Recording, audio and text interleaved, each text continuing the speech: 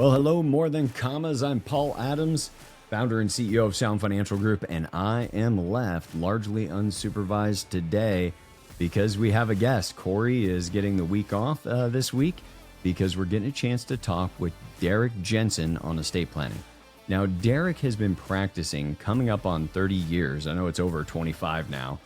And not only got his degree, of course, in law, but then went as far as later getting his master's in taxation, which equips him particularly well for estate planning conversations everywhere from that entry-level family that needs to be able to get the basic documents in place and having a team that does that, as well as those highly complex 8-figure, 9-figure estates. Derek, I'm so glad that you could join us today. Yeah, absolutely. I'm very glad to be here with you, Paul.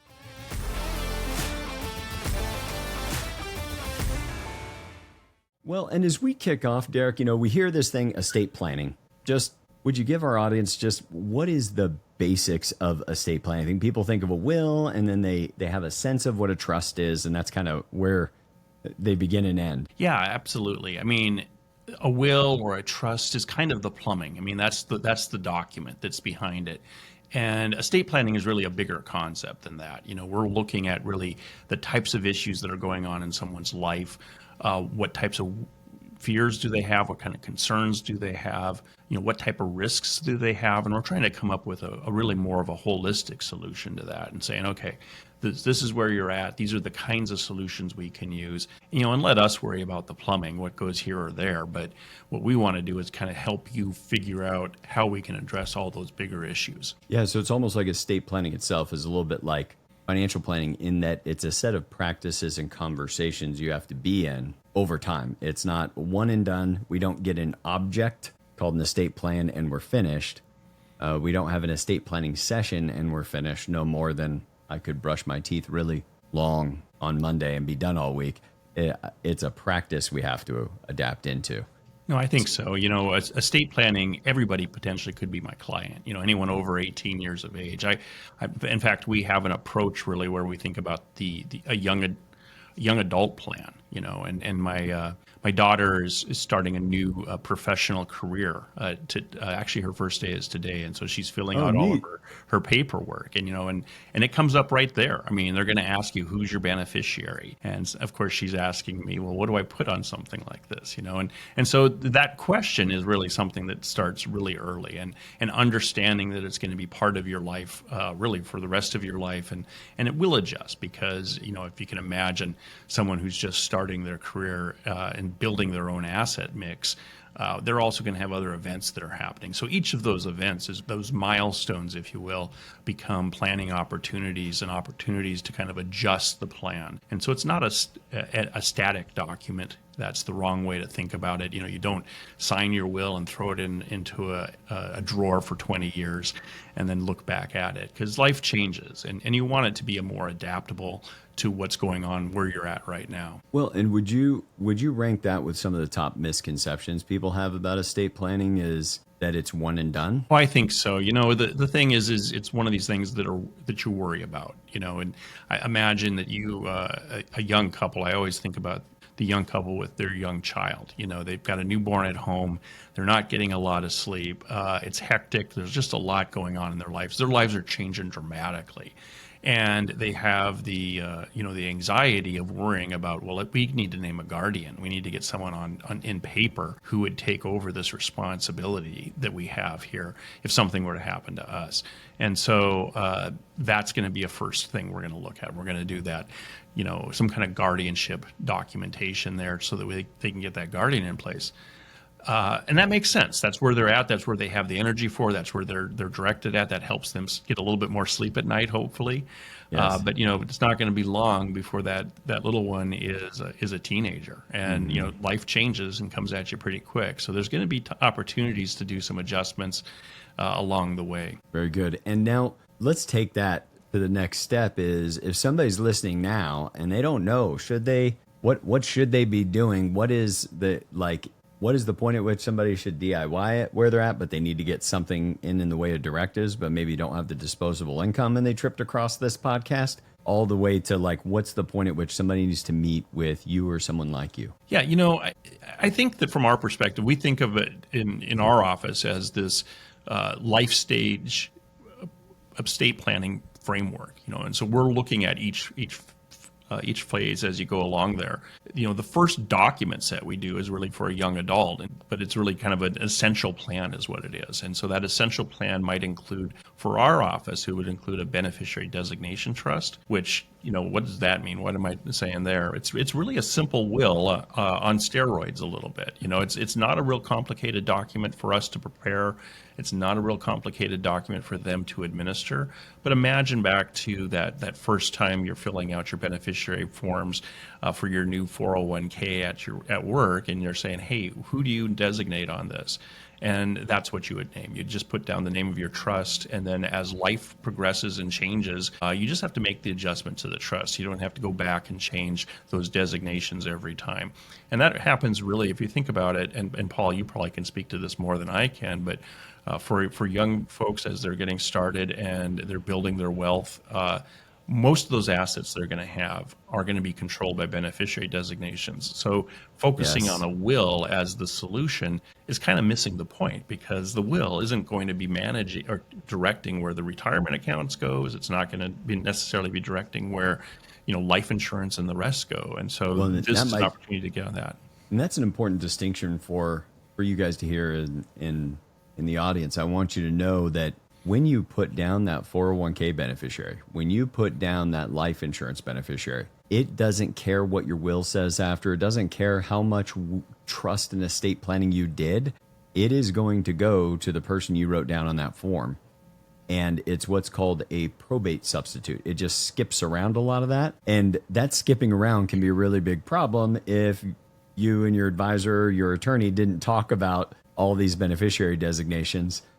We have one, every now and then we run into a client that I call them polar bears, where they've worked at several different employers and picked up retirement plans, and they just went back and kept them rebalanced, but they never moved them.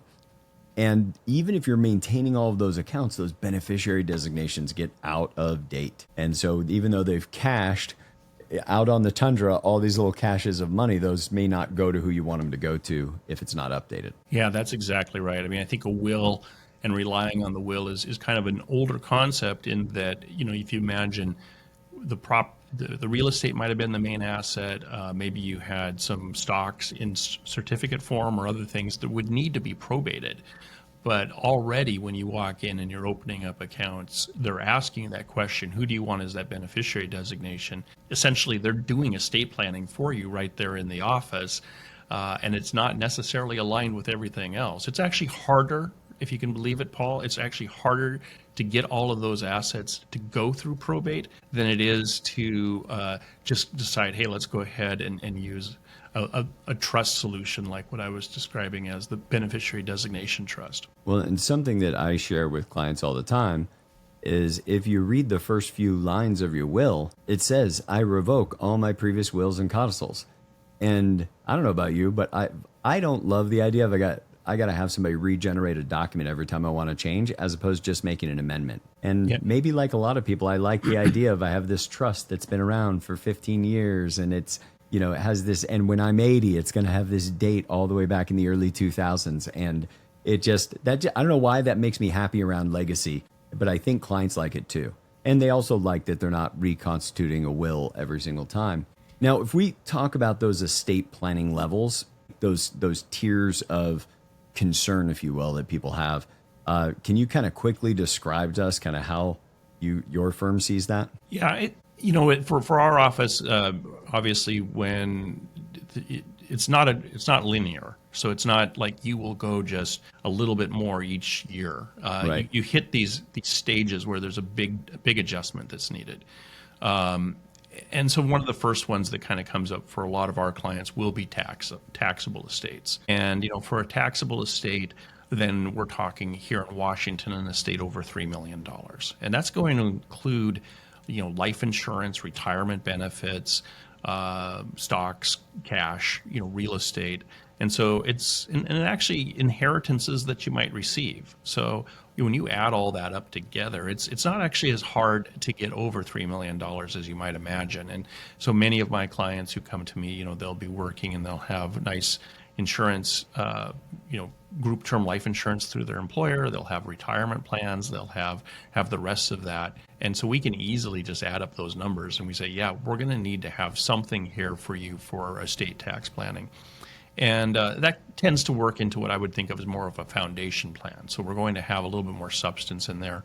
But this might also be the case if we're looking at more asset protection type of issues, if we're thinking about having those trusts last longer than just distributing to, an 18-year-old for the kids. We want it to be there for a while and have some kind of guidance or mentoring that's going along with that so that they really have a good foundation for their start. So that's why we start there with the foundation level would be kind of the next level up. And then beyond that is kind of multi-generational, where this is really where I think you're thinking of is the true legacy, where you're building for not just yourself, but for the next generations as they come. And that is a more complicated plan. In a lot of ways, the documents are very similar, but what is the concepts we're talking about? We're really getting into it and digging into who's going to be making these decisions. How are we going to keep this family unit together in a way? Yes. And just for our audience, you want to check on your state because I think there's a total of 5 states that impose an inheritance tax in addition to the federal, where you may have, you could have moved to Washington, think you have almost $30 million to pass to the next generation with no federal tax, and not realize that level is much lower here in the state. And certainly a great reason that if you move and you've already got an estate plan to get together with somebody and have it reviewed for the state law specifics. Let's say we take that person, we work with Henry a lot, the high earner, not rich yet, which doesn't mean they don't have a good sized balance sheet, but it just means their assets aren't quite enough yet to fully replace their income. And we work with that person a lot that makes between $200,000 and $2 million a year working somewhere in a highly valuable role. But if you take that person that's kind of 30s to 40s, high income, lots of stuff that are beneficiary designations, some non-qualified money, etc., when they first are thinking they got to get things done, I think of some immediate things like, of course, the trust, the pour over will. But can you kind of walk through that if somebody's listening right now and they're sitting in their den and their estate documents are on the table, they're in this situation, what kind of documents should they be seeing that they ought to be concerned if they don't have? Well, I think one of the things that people often forget about is really that we are more likely to go through a period of incapacity prior to our death. 7 out of 10 of us, I think, is the combination than someone who just dies. And so we need to really think about that. So it's kind of that longevity of the plan. Let's look and see if we got our healthcare documents in there, your healthcare agents, your HIPAA authorizations, your directive to physicians. Sometimes that's referred to as a living will, depending on your state again, and different terms for each state. So those are very state-specific documents. Also, even if you do have a trust, you're still going to have a power of attorney document for things that are not in the trust. And the most common is going to be those employment benefits and also your government benefits. So those documents need to be up in good stead, and you should really look at who you have named. If you did that 20 years ago and you named your ex-wife and now you've been divorced for 15 years, you probably want to adjust that. And that type of thing actually happens. We have people come in and you see that. And it's funny, we go to our continuing ed courses and they give us the litany of all of the low cases, all those cases that make it up to the Supreme Court here in the state. And there's always some case there where it's an ex-spouse is got control of the estate and is fighting with the kids. And so that's something you really want to be on top of. So there's he might be retired now. I'm sure his firm is still around. Really well-known attorney in the Las Vegas area when I had my practice there, named Jeffrey Burr. And he was known, he was on radio shows, everything else. And I had this very large client, it's worth about $90 million, mostly real estate. And the guy was so busy that and didn't take great care of other people's times. Twice left this attorney sitting in his lobby. And the attorney calls me after the second time. He says, I sat there again 2 hours today, and he didn't have time to get his estate planning done. I said, his team told you he's paying you the hourly, right? He said, yeah. I said, please trust me. He needs this so bad. $90 million, had gotten divorced 8 years prior, still had the ex-wife in the trust, not just beneficiary designations. And so thankfully, Jeff Burr trusted me and he finished the planning. That same gentleman was in underwriting for life insurance. And his CFO called me one morning. He said, how's that going with that life insurance that he was getting? I said, oh, there was like an explanation of an old DUI or something. I don't remember what it was. Something he needed to explain and he was going to fax in.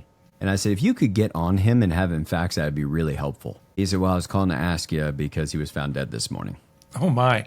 And that was 6 weeks after the new estate plan had been done. So while the real core work of some of those taxes, which for those listening who are in an estate taxable realm, it was a much lower limit then. But the $90 million estate, last I heard, 5 years later, had been whittled down to $18 million due to illiquid assets and death taxes that had to be paid.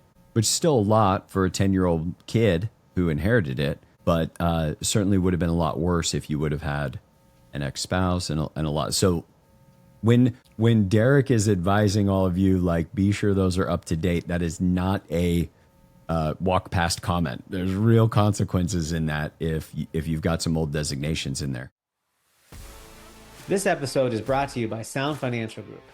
At Sound Financial, we specialize in helping clients build strong, long-term financial strategies for their retirement. If you're looking for personalized advice to help manage your wealth, visit us at sfgway.com to learn more about how we can help you achieve your goals. Well, Paul, and you were just mentioning life insurance. And so one of the tools we have traditionally used quite a lot is a irrevocable life insurance trust. And I can tell you that if you put one of those trusts together 20 years ago when the kids were younger and you've named a sibling as maybe one of your trustees, and now you're looking at, or maybe it was 30 years ago. Yes. And it's like, now, does it make sense for your sibling, your brother, your sister to still be the trustee on that? Is this a role that maybe we should move on to someone else? Your sibling is the same age as you, so the potential is they're not going to be there to administer that trust, or they're just going to not be in a position where they're going to want to be administering that trust. So even if you do have other documents, an irrevocable trust like that, it's worth looking at and seeing if there's ways that those can be updated and kept current. Well, and that's one thing when you're thinking about the designations of who goes on there. One thing we've told our clients for years is you want to think about, like, Tom and Susie might be who you want as guardian of your children. But often they'll list one person. Well, it's like, what if they're not married anymore? Like, or Joe might be a really good trustee, but if his wife Martha isn't married to him anymore, he was a wild man in college. I don't know that I want him in charge of money if he's single. And it's things like that that can kind of, so if you're listening to this and your estate plan has some age and you don't recall who the relationships are, it's really good weekend reading to get in and check that. Well, and that's a sophistication right there, right? So you're saying, let's, instead of just naming this person, let's look at really what that person's about and where they're at, and really try to imagine them, what job we're hiring them for, and when we're going to be hiring them for that. You're not necessarily going to be there to advise them and say, hey, this is how I would like you to manage my estate or manage my health. And, so you can build in other safeguards. And this is where a plan becomes more sophisticated. You might have additional helpers that are part of that planning, or a co-trustee arrangement. That might be a simple solution. But really want to think that through, because there's a lot of different directions you can go on that. It's not always just you have to name one person and it's always going to be the eldest son or the eldest child. Let's look and see. Maybe that doesn't make a lot of sense. What is the job, for example? If you have a nurse in the family, make sure they're on all of the HIPAA forms for everybody. If you have someone who really just makes really good decisions under pressure, let's make sure that they're available to at least be advising in some fashion, right? Yeah. And or the person who has a job that has them, traveling and out of the country 6 months out of the year may not be the best one to have as the administrator. How important is it for clients to be able to think through the non-financial legacy, things like faith, family, way you're treating family, or maybe their mission as a family, if they, had codified it that much? Oh, that's a fabulous question. You know, when we think about the term last will and testament, when we think about that testament, it's really the thing that is part of all of the dramas that they have in the movies. But it's not really Yes. something that we see in a lot of modern estate planning documents. We tend to be just, give me the facts, ma'am. Just let's write it down and get it in there of what needs to happen. And there's a legal reason for that. We don't want to create ambiguity by having a lot in there. But at the same time, having a true statement from someone as to, where they were, what they were thinking about, what emotions they were about, who they are, all of this, I think it could be incredibly valuable, not just for, your immediate family, your children, but also for grandchildren and farther down the legacy. Recently I had an opportunity to talk to my dad about his property, his legacy property, if you will, from his family, which we've had in the family for over 100 years. And it's one of the questions I had for him was, well, how would your mom and dad have felt about, how the property is being used now? And he said, I don't know. I've never thought of that. Well, wouldn't have that been fabulous if my grandparents had the opportunity to write that down and just kind of leave that message for us, and we could have used that as a bit of a guiding principle, generations down. Now it's, we're talking about going on to the next generation who'll be managing it. So that's the kind of thing that could bring into it, I believe. Yeah. In fact, another gentleman that I want to bring on for a short podcast is a gentleman I met up in Bellingham who's doing legacy videos. And what's kind of unique about him is he has a ministry background. So instead of being like a list of sort of sterile questions, they're being asked from this like deeply compassionate point of view that he has. And one of the things he said, and I think about that with even somebody writing a letter to their kids, is he says the life insurance is good and the estate plan is good because that does bring money. He said, but the nice thing is if you do one of these, your family gets you after you pass. And I was like, oh, it just hit me right in the heart. So when, let's say, so somebody's got their documents now, are there triggering events that should stand out on their mind to review?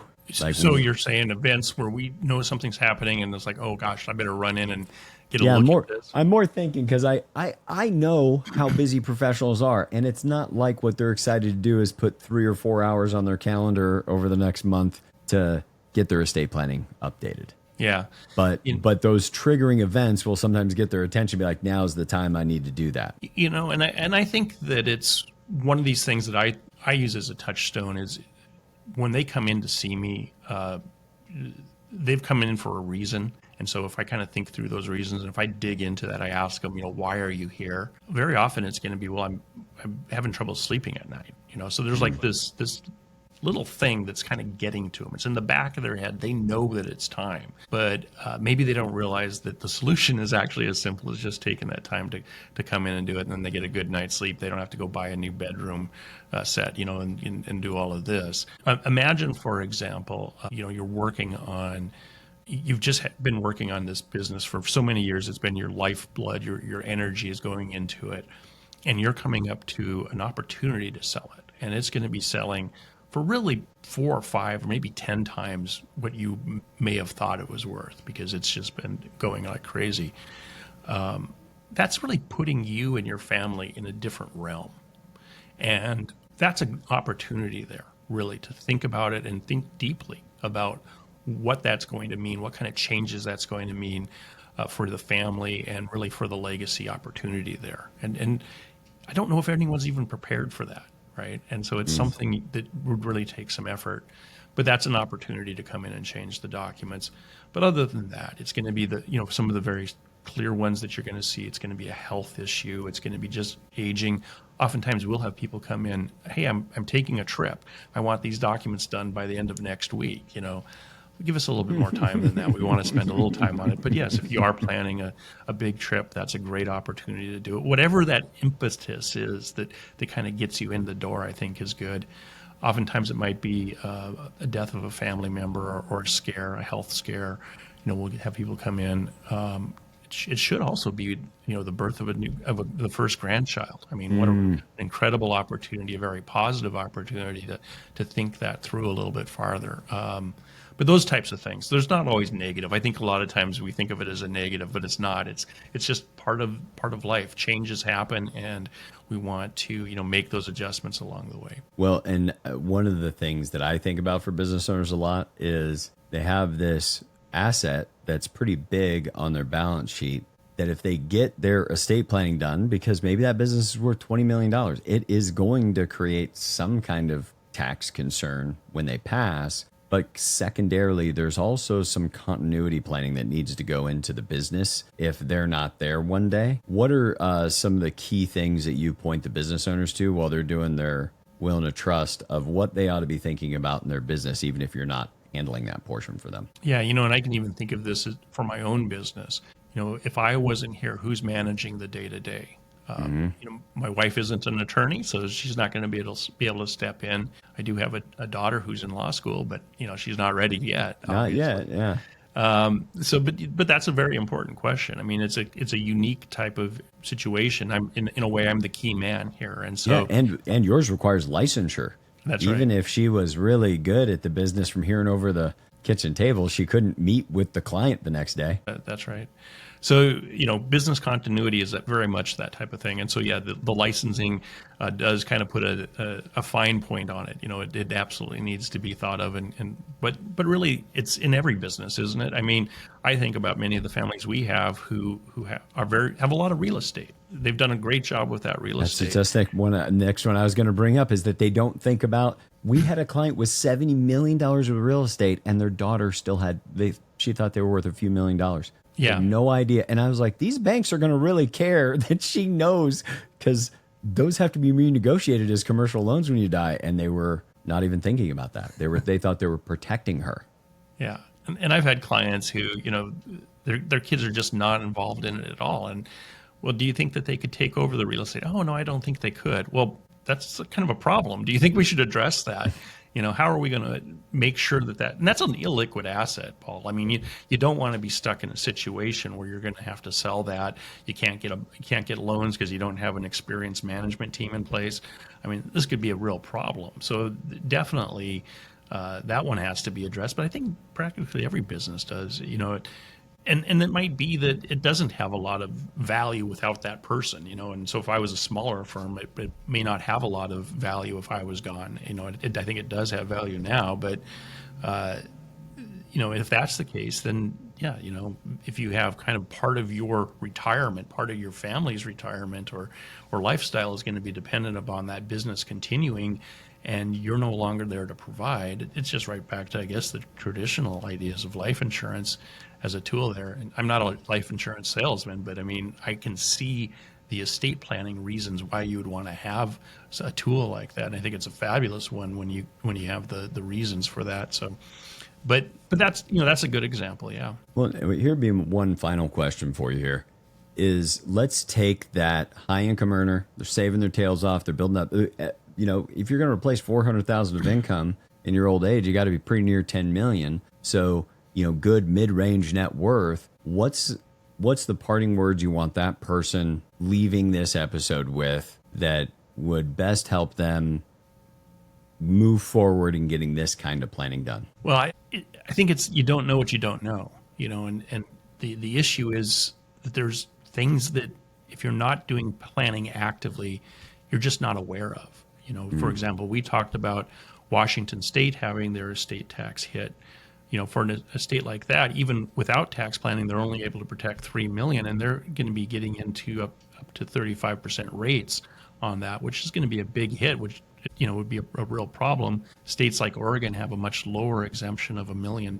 They don't have the same rates, but depending on what state you're in, depending on other types of issues as far as, I think of taxation just because I'm a tax guy. So I got a whole list of tax issues that you probably are not aware of that you probably should be thinking about. But, yes. Retirement accounts and community property interests and health issues and health decisions and there's just a lot of different issues. We have a 5 or 6 page intake sheet, which has just a list of different types of questions. And sometimes the people are, do we have to answer all these? And it's like, well, answer as many as you can, because it really helps us understand what your concerns are. And there's things we can do about everything that's on that list.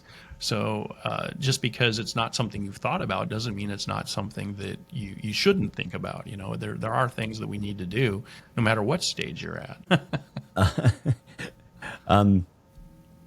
I would implore everybody, if your estate plan is more than 5 years out of date, or if you haven't done it and life's just been busy, take some time. Reach out to Derek, or if you're outside the state of Washington, reach out to someone like Derek. If you guys need help finding an estate planning attorney, we have a whole system we use to go through like the Wealth Council website to be able to identify attorneys in different states and be able to make an introduction. So if anybody out there in the audience wants help with that, we're happy to help. Derek, how can people get a hold of you? Well, yeah, we have a very easy website to find, Jensen Estate Law. So it's all E's, JensenEstatelaw.com. And we're on there. I'm also starting a podcast, and it's titled Who Gets What? And so it's kind of a fun little title. And we'd love to have you listen in on that. But there we are, right here Awesome. in Seattle and Bellevue. So we'll have a link to that so people can subscribe. And I see that at least as time we're recording this, the first episode is dropped in the conversation with your dad. So I think that's going to be a good one I'm looking forward to. It was super fun. You know, just getting a chance to speak to someone like my dad about those kinds of issues is different for me, different for me to do that. So Absolutely. Absolutely. Well, thank you so much for being here. And for everybody out there in the More Than Commas community, I hope you enjoyed this episode. Now get back to living a great life.